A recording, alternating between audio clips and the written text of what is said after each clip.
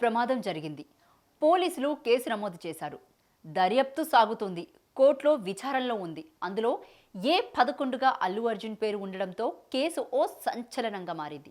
ప్రభుత్వం కూడా స్పందించింది. సమన్వయ లోపం సరిచేసేందుకు ప్రయత్నాలు మొదలయ్యాయి. టాలీవుడ్ ప్రముఖులతో సమావేశం జరిగింది. ఫలప్రదమైందని సంకేతాలు వెలువడ్డాయి. అంతా సర్దుకుంటున్న ఆశాభావం వ్యక్తమవుతుంది.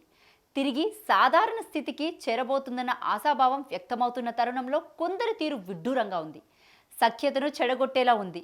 సమస్యను పక్కదారి పట్టించేలా కనిపిస్తుంది.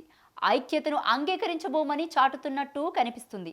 అందులో ప్రముఖ నిర్మాత డి సురేష్ బాబు, దర్శకుడు తమ్మారెడ్డి భరద్వాజ, నట్టికుమార్ వంటి వ్యాఖ్యలు విస్మయకరంగా కనిపిస్తున్నాయి. సుదీర్ఘకాలంగా సినీ ఇండస్ట్రీలో ఉన్న వాళ్లకు తెలిసి విస్మరిస్తున్నారా, లేక ఉద్దేశపూర్వకంగా వ్యాఖ్యానిస్తున్నారా అన్నది అర్థం కాని విషయం.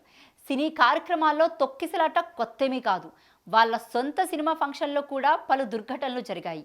అన్నిసార్లు ప్రాణాల మీదకి రాకపోవచ్చు కానీ ప్రమాదాలు మాత్రం పలుమార్లు జరిగాయి. సంధ్యా థియేటర్ ఉదాంతమే మొదటిది అన్నట్టుగా అందులో అల్లు అర్జున్ పాత్ర ఎంత అన్నది కోర్టు తేలుస్తున్నప్పటికీ అందులో తామే జడ్జిలు అన్నట్టుగా వీళ్ళు చేస్తున్న కామెంట్స్ గురువిందలను తలపిస్తున్నాయి. పుష్ప 2 రిలీజ్ నాటి ఉదాంతం మీద కోర్టు పరిధిలో కేసు ఉంది. చట్ట ప్రకారం ఎవరి బాధ్యత ఎంత అన్నది తెలుస్తారు. ఈలోగా వీరు తమ న్యాయ నిర్ణేతలు అన్నట్టు అల్లు అర్జున్ గురించి చేస్తున్న వ్యాఖ్యలు విస్మయకరంగా ఉన్నాయి.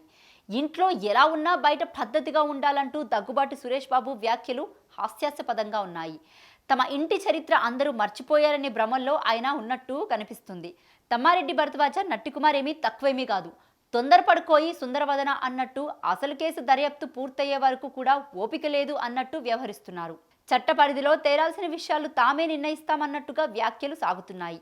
టాలీవుడ్లో భిన్న వాదనలు, విరుద్ధ అభిప్రాయాలు ఉండకూడదని ఎవరు అనరు. కానీ పరిశ్రమ అంతర్గత వ్యవహారాలను బజారును పెట్టే రీతిలో ఐక్యతను తాము చెడగొట్టాలని సంకల్పించుకున్నారా అన్న సందేహాలు పెంచేలా కొందరి తీరు కనిపిస్తుంది. ఇది ఎవరికి శ్రేయస్కరం కాదు. ఇవాళ సంధ్యా థియేటర్ దగ్గర జరగచ్చు, రేపు మరో ఘటన జరగకూడదని లేదు.